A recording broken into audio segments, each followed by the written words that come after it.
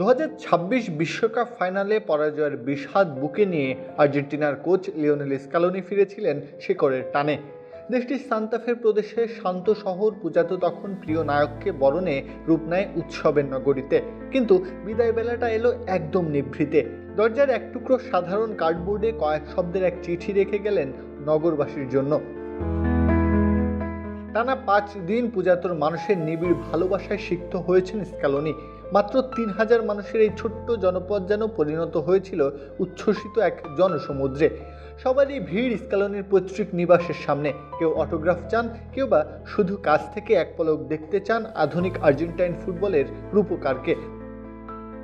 এদিকে শেকড়ে ফিরে স্কালোনি যেন হারিয়ে যান তার শৈশবে। চেনা রাস্তায় পুরনো সাইকেলটা নিয়ে প্যাডেল ঘুরিয়ে ঘুরে বেড়ান তিনি অবসরের আনন্দে।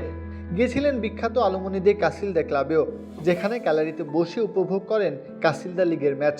যে স্পোর্টিভো মাতুয়েন্সো ক্লাবে তার ফুটবলের হাতে খড়ি, তাদের খেলা দেখে রোমন্থন করেন স্মৃতিও। এরই মাঝে এক ক্ষুদে ভক্তের আবদারে এক বিশেষ প্রতীকী চুক্তিতে সই করেন আলবিসেলেস্তে কোচ। লা স্কালোনি তার ক্ষুদে প্রতিরূপ উপহার দিয়ে সেই শিশু 2030 বিশ্বকাপ পর্যন্ত তাকে আর্জেন্টিনার কোচ হিসেবে দায়িত্ব পালন করার বায়না ধরে বসে। এই নিঃস্বার্থ ভালোবাসার মুহূর্তগুলো হয়তো ফাইনাল হারের ক্ষতে কিছুটা প্রলেপ এঁটে দিয়েছে।